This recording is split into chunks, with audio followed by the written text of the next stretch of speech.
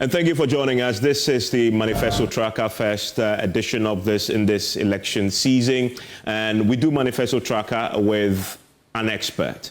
And today I'm delighted that I've been joined in the studio. My co-presenter today, you see me asking him questions, but today he's the man doing the presentation with me, Dr. Kojo Asante with the Center for Democratic Development. And we're going to do governance. Obviously, the CCD is the preeminent institution in this country when it comes to the CSO space on a subject of governance. And by the way, we took inspiration from a manifesto document that they actually released. And we said we're going to use that as a benchmark to measure what the parties have said in their manifestos when it comes to this particular area. So I'm happy that he joins me in the studio. And thank you, Doc, for joining us on PM Express. Thank you. I was feeling very uncomfortable, having to do your work today. Exactly. Happy to be here. But bottom line, he's the man who understands presentation. So I'm going to sit back and ask him the questions, and then he will do the presentation. Let's get into it, because there's a lot to sort of look at. And why are we doing this? We want to leave you informed. And so the manifestos are pretty bulky. If you don't break it down, it's just a document that you don't look at, but they become a governing piece of document. At least the MPP told us that if you don't look closely at the free SHS, when they came into power, they wanted to implement it the way they captured it in their manifesto. CCD had said, and everybody said, can you now apply the learnings from the implementation and reform? They said, no way. We said it's going to be free for everybody, boarding house. And so that's exactly what we're going to do. And that is why a conversation like this is important. Catch it now so you can inform yourself in making a decision before you realize later that the black and white you didn't pay attention to. So this is what you said, CDD. Yeah. We just clustered it because there are some specifics. The first area was local governance and democracy, which for you was important. Sure. And I think the key thing is that everybody knows that our local government system actually started before our return to democracy in 1988. And for all those years, it's almost come to a point where we need serious reform because everybody agrees that it's not working. Yeah. And we've been talking about electing mayors. Of course, that is not the only thing. People think that there should be more money going to local areas. There should be more capacity at the local areas. But we've been talking about it for government promise that, we would elect mayors. And the last time in 2019 when the matter was, we thought we were going to have the opportunity to make the decision, it was taken away from us. Yeah. So we are going into another election. There are promises that are being made. Do we finally get an opportunity to elect our mayors? Yeah. And so that we can have some accountability at the local government level. That's one of the key things that you propose the party should look at. And then anti-corruption was important for you, and public sector integrity. That's right. There's some very important things you propose the parties must include in your manifesto for it to be responsive. One of the key things you wanted was look at the Conduct of Public Officers Bill. Yes. This has been in the corridors of power for over 10 years. It's been to Parliament. The President had promised it. The Attorney General had promised it. Just recently, the President reiterated his commitment to passing this bill. Even it's in the IMF commitment, it's also there. So basically, we've been waiting for it because what it does is that it regulates ethics, public ethics. Asset declaration, conflict of interest, gift giving, all of those things. That will regulate some of the things that, it's not written in the law, and therefore that kind of behavior. We think that if we were able to pass it, it would really enhance our anti-corruption. One of the areas that struck me was a public sector integrity bit, where you're looking like SIGA. But also the thing that I liked about the suggestions you made for parties to consider is the merit-based appointments to the SOEs. Very much so. The fact that we've developed this practice now where MPs sit on public boards. And all these public boards that have to go to Parliament and get them scrutinized and so on, when you have the same MPs that are supposed to scrutinize these boards sitting on the boards, that's a conflict of interest situation. But apart from that, a lot of the SOEs are being run by, former chairmen of parties, former whatever, every party guru. When you go to their Congress, it's like the who of who is of the party.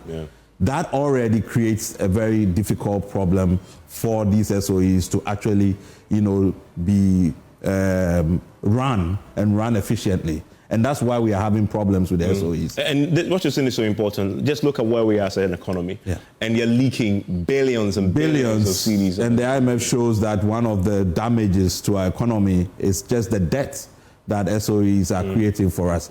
And if you flip it, they could actually be a real income earner if they are being run well. And I think that's where we're also looking at. And that's an important point. And then we come to the campaign finance and electoral reforms. Let me disclose, I'm part of the committee that CDD set up to try and, consult broadly on reforming and making proposals around what we can do with the current campaign financing legislation. And I'm not surprised that it was one of the things that you wanted the parties to champion in your manifestos. Evans, this is foundational. We have monetized our elections and our democracy. And we have to find a way to regulate campaign financing because that is where corruption begins. When people mortgage their houses, they go and borrow money. Even you have people who are doing illegal stuff that gets into the parties and they use it to do their campaigns. When they get into government, they'll find ways to recoup it. And that's where the corruption starts. The problem you have is that if everybody is doing it, it becomes very difficult to enforce the laws against corruption. So you have to do something about campaign financing if you are going to sanitize government. And this is so important. I just want to use one example to illustrate the point. We are fighting galamsey right now. And one of the things that CDD track is illicit financial flows into our electionary season. I can bet you that a lot of the illegal mining illicit funds coming out will be going to political parties in this election. And what was one of the main reasons why people were saying that they couldn't solve this problem now? Because they will lose votes. Exactly. So who is the one that they are protecting? And this is so, you're right, it's just foundational. It's at the heart of if you don't fix this problem. And the two things you propose there, place a cap on donations. That's right. But also limit the period, I believe. But also bring some transparency into it. And it's even much more comprehensive than that because the other thing you have to do is you have to regulate internal competition. Because the money that starts from there, yes, the money that's flowing through the parties don't go through the parties; they go to candidates. So the whole value chain of presenting candidates have to be looked at. Because if you don't do that, then you will not be able to solve the problem. So you cannot leave the parties to just have their own constitutions. And because they are competing, you cannot, if somebody is doing something else, then the other person will think, why, if he's not obeying, then I wouldn't follow suit. So you need a standard system for regulating how monies are deployed within parties, with candidates, and so on and so forth. And so we'll see. And what the reason we are doing is we'll go to the rest very quickly. You'll see which political party is addressing these key points. So remember, this is the benchmark. So if you're not addressing as many of this as possible, CDD is telling you that your manifesto is lacking.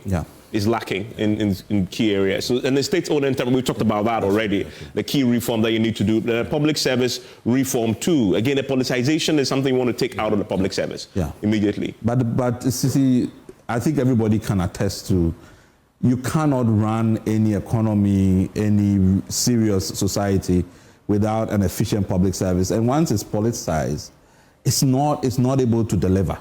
And I think increasingly, the public servants themselves have come and said that this is too much. We are getting, we are not able to operate because, increasingly the politicians are interfering. So we have a serious challenge. And what we are saying is that we need to look at public service reform again. And it's such a huge... We used to have a whole ministry for this. Well, it's not dead. It's still very active. Some of the work that we are currently being done around the passports, and that's what the public sector reform and Honorable Osafo Marfo is continuing to do. But it needs to be deeper than that. And I think CLOSAC in particular has been raising this issue. I remember when the president said that he was in a hurry and therefore needed to appoint all these ministers.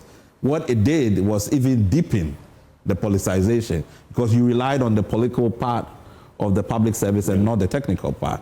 of the public service. So this is absolutely important. And finally, constitutional reform is a big one. It's a big one. We spent a lot of money doing this, and I'll show you how much money and all the work, and it has remained a paper tiger. Right. Somewhere gathering dust. There's a white paper. We'll see which party has a good track record on this subject, but we know this. I didn't even don't want to spend too much time on it, but it's so fundamental in what you propose. We'll see which party says what on this. In all, there are 17 key points that CDD says it's important for parties to look at and to pay attention to. And if you do sort of break it into the clusters, the main focus, just in the numerical terms, you see it in the local governance and democracy. Why not? I mean, because also, Kojo, in your own studies in the past with the Afrobarometer showing that the decline, people's trust and their assessment of the benefits of democracy is dropped by 23%. Yeah. Between 2011 and I believe till 2023. Yes. So that is a problem. Yeah. You know, and that's no wonder a lot of the proposals. Yeah, because I think democracy, people feel democracy at the lowest level. Exactly. And the more you feel like it is so far away from you, you feel completely marginalized. Yeah. You know, if the president has to come and solve even water pollution in your area, then you have a fundamental problem with democracy. You're right. And so the benefits there are important if you get it right. And that is why there's a lot of focus there. And then you come to the state-owned enterprises and reform. Why is this important? As we've been saying, our economy is leaking and bleeding, and they can actually help us out. And you can look at their share when it comes to the other key areas here. But the two parties, we want to do the first, the numerical, in terms of which party addressed most of the 17 items. MPP had 7 of them. In other words, MPP, I don't know whether they actually looked at the document, but whatever they did, they had 7 of the key points we just talked about in their manifesto that they promised they would do. NDC has 5. MPP has 7. NDC has 5. But numbers don't tell the story. You need to look at what they are saying that they will do. Yes. So let's go to the specifics. Yeah. And let's start with a big one. This was most controversial, yes, right. I believe, before 2019 when the current president attempted. And I remember CDD and everybody was happy that this, after so many years of pushing, we are going to get all of us electing our MMDCs. That's right. But something happened. Yeah. The question of whether it should be partisan or non-partisan. Yeah. So the MPP is promising that they will reinitiate the process of getting MMDCs elected. Yeah. NDC is going a step further. They will do it, but they'll do it on a non-partisan basis. Yes. But what does the research says? Where do most of us Ghanaians stand?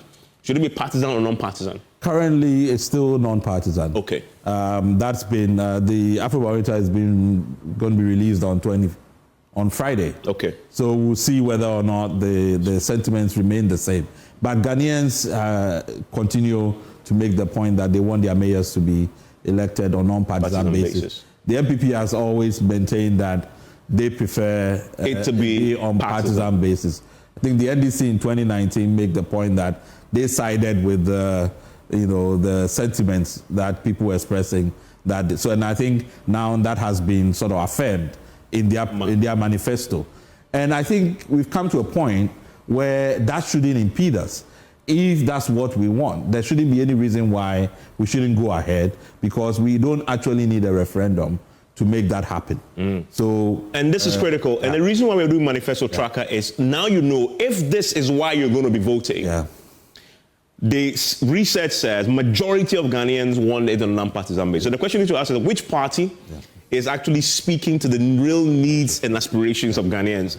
And it's on the evidence of it, NDC saying if that is the reason why you'll be voting, they are addressing that on a non-partisan basis. So you can come to the table and go into the booth informed about that. So let's take that out. So that's what the two parties say. And on the subject of the political party financing, which was, as you said, was foundational, MPP is silent.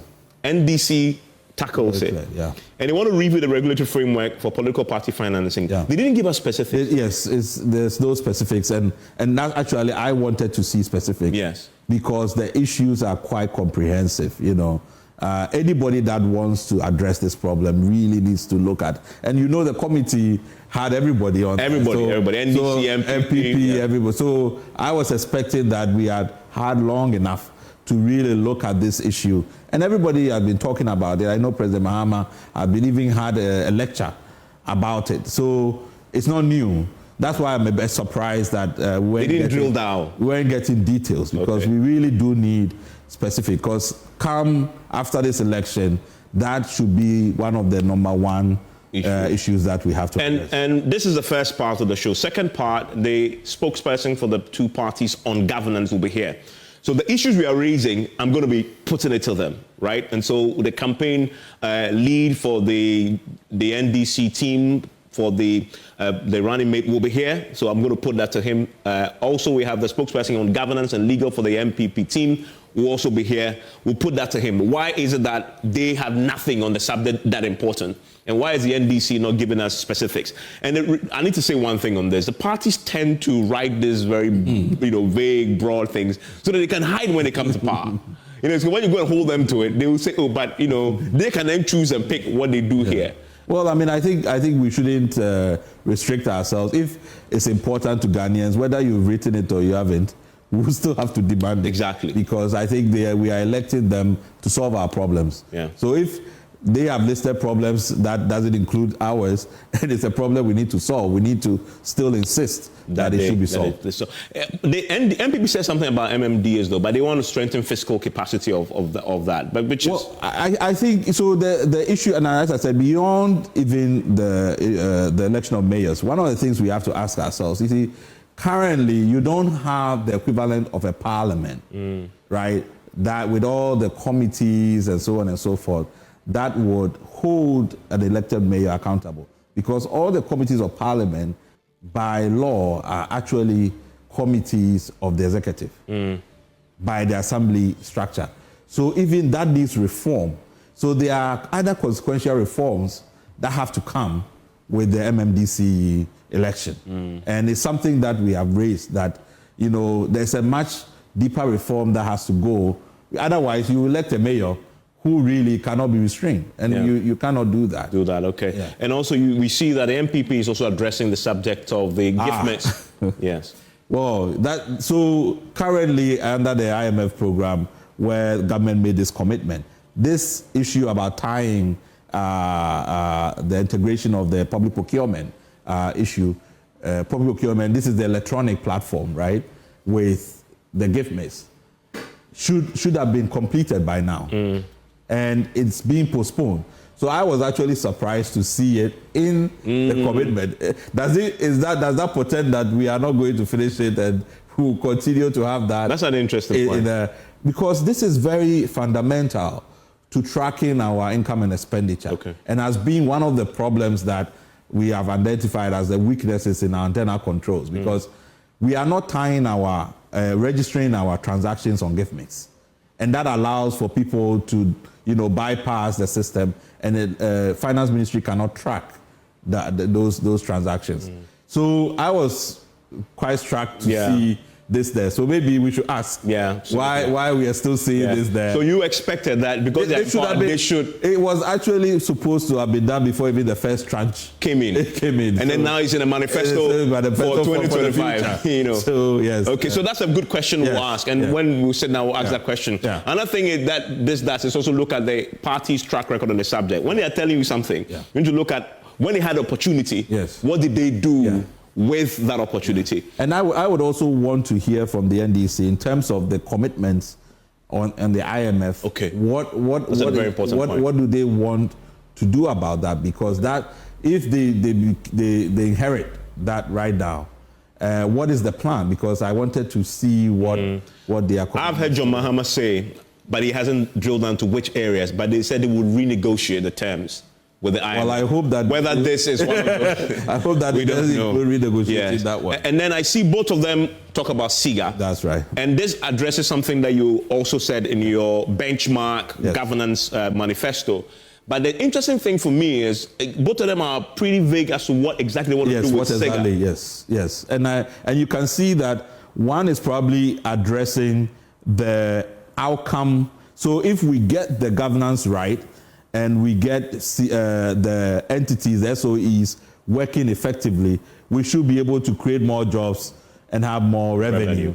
But we need to address the governance, the corporate governance, challenges and all the problems that I mean, this is where the job for the boys.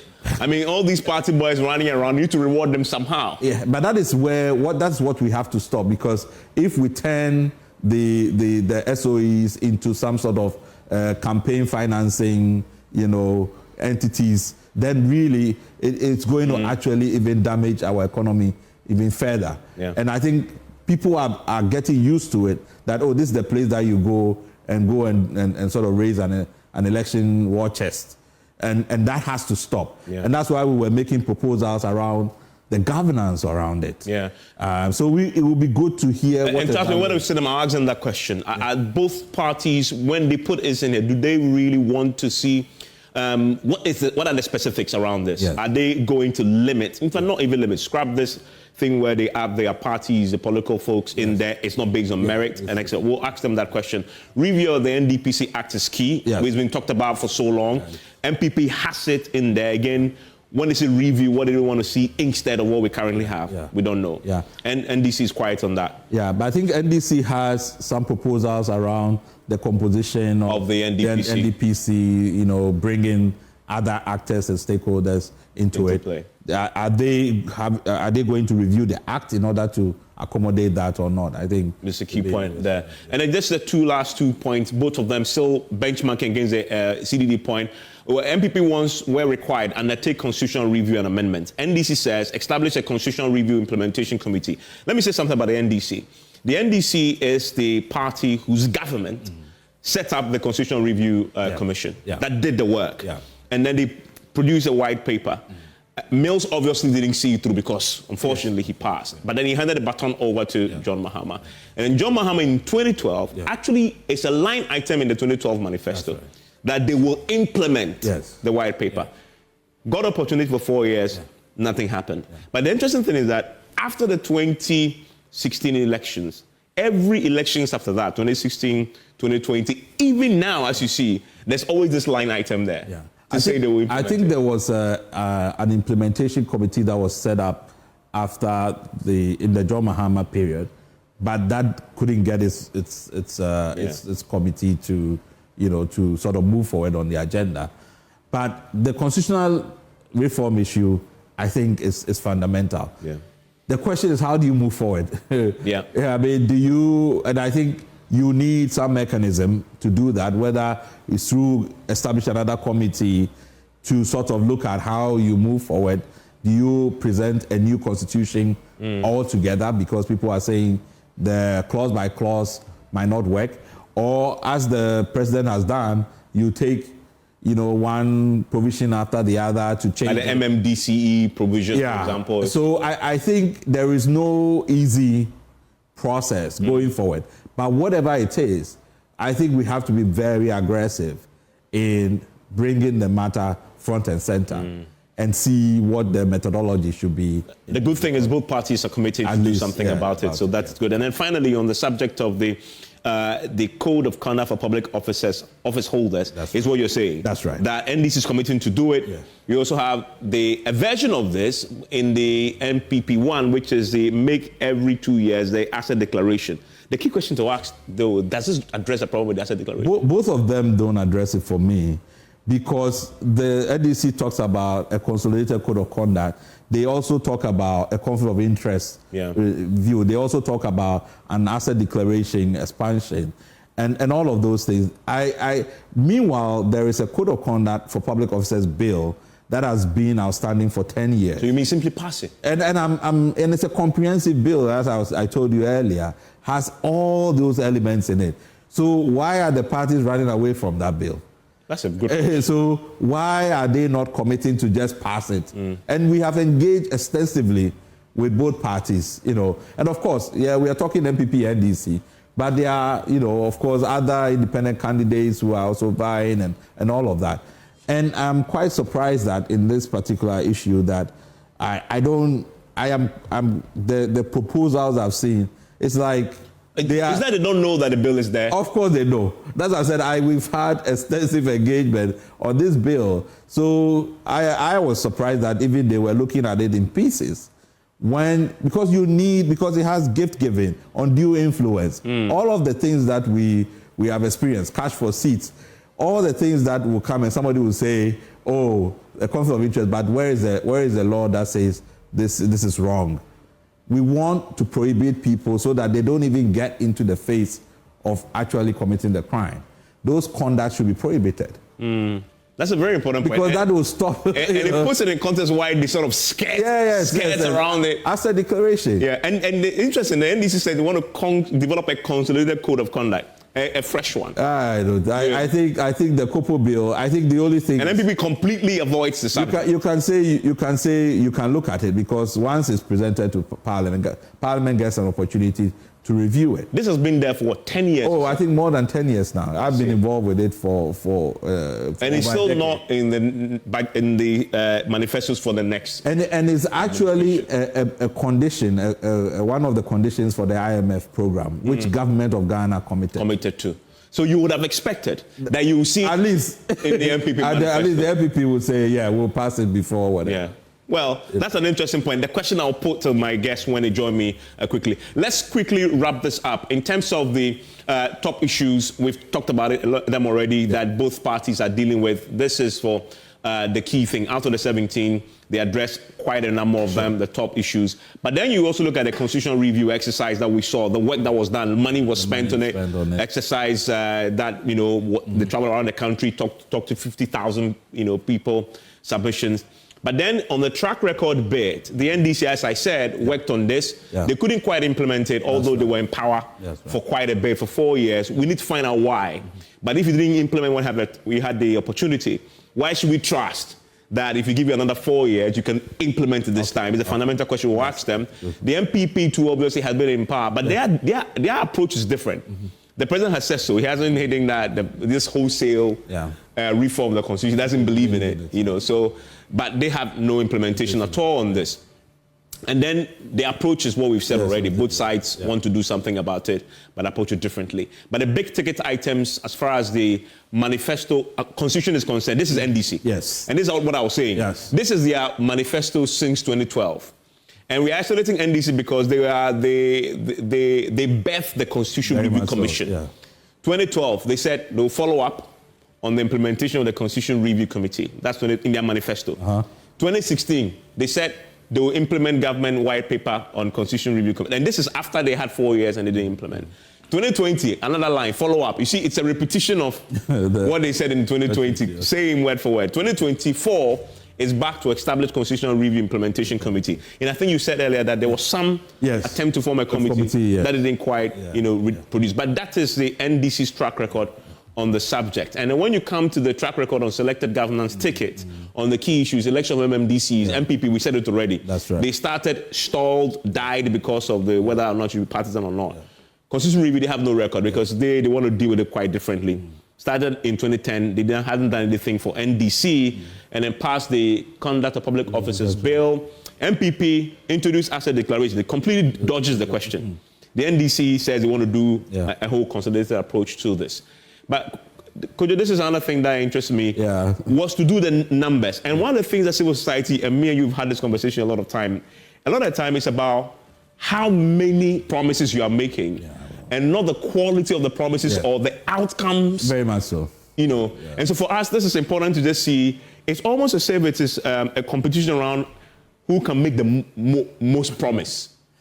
I mean, I read, and I think you always have to look at where we are in terms of the governance challenges. Yeah. And I think what we tried to do in highlighting what the key issues was like, okay, if we get these big items, and not just the big items, but what are we doing about them? Yeah. If we tackle them, we can really make a dent in strengthening governance and corruption issues. And I think sometimes when you read, because when, for example, I look at corruption issues and somebody says, okay, I'll use digitalization and so on. We did work on anti-corruption. And at the DVLA, I realized that, people could circumvent the whole IT process and go and see people behind and not even take a test. And so it's not enough. What you have to do is, even when those things happen, how do you punish people So you deter that practice. Yeah. So how those things link together, I think is important. important. I mean, you narrowed it down to the 17 big things to do. Yeah. But then you look at the parties, they are doing, what, 41, 33. And I'm asking myself, but how is it realistic to do 41 things on governance? I think some of them, some of them, when I read it, some of them are connected, linked. But even with that, you want to understand what is the outcome. So how would I judge? Exactly. How would if I you've judge? been successful. If you are successful, for example, in sort of, making a cashless sort of system. How do you measure that? How do I measure that it has reduced corruption by 30%? Yeah. Then I know that, if I'm accessing public services in these sectors, this was the corruption benchmark. After you've done this, corruption is at this stage, and people can feel it. Yes, absolutely. So it's those kinds of metrics that that is so large. And every election year we have this conversation, exactly. And you still see the manifestos come out, and it's not outcome driven. It is just input. Just putting stuff in there. We'll do this and we'll do that. Yeah. So that's on a very important point that we wanted to isolate there. And as for the corruption subject, it's important. But this competition around size of government. And I see you didn't include it necessarily in yours, but because they themselves have seen that is an important. I think it's symbolic. It's symbolic, and and people would even want it to be lower. Yeah. But I think it's symbolic, and we need to take a step forward because, we want to see a more efficiency in government. Yeah. And I like that some of the parties are talking about not just ministers, but the whole machinery. Yes. In fact, NDC says they want to.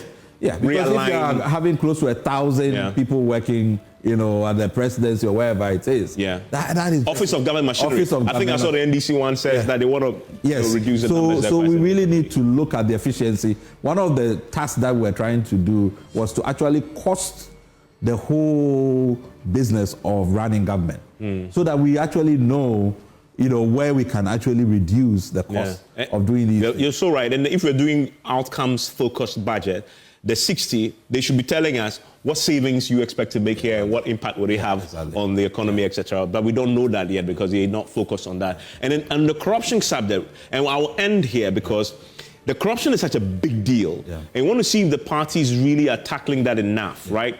MPP is the things they say they'll do about corruption. Digitalization is at the heart of it. Obviously because of Bawumia, who is obviously and that's what he's did anything strike you in terms of the things they say they'll do to end corruption? For me, so when I think about digitalization, I see these things are just tools, right? Yeah. The most important thing is access to information. Yeah. So it's making information available, putting sunshine on the functions of government, on the running of government. Yeah. And so all of these things, so they say, for example, platform, e-marketplace, knowing, so that there's competition. But it's not that the competition is happening, that I can go on that platform and see that the competition is happening. So it's all about how we deepen access to information generally across the whole government system. And the emphasis should be on that. As for the tools, because technology is that disruptive, it keeps changing. There are easy ways of accessing those things. So I think the emphasis should be on that for me. And the things like limiting, these are all symbolic. They sort of, the public scholarship. It's one of the easy ways in which we sort of signal how we share and allocate resources in an equitable way. And it should be that anybody from any background should be able to, in a fair way, access. So if there's a platform where everybody knows who is getting it, their background, that they go through a transparent process, I think that enhances confidence in government. Could you thank you very much.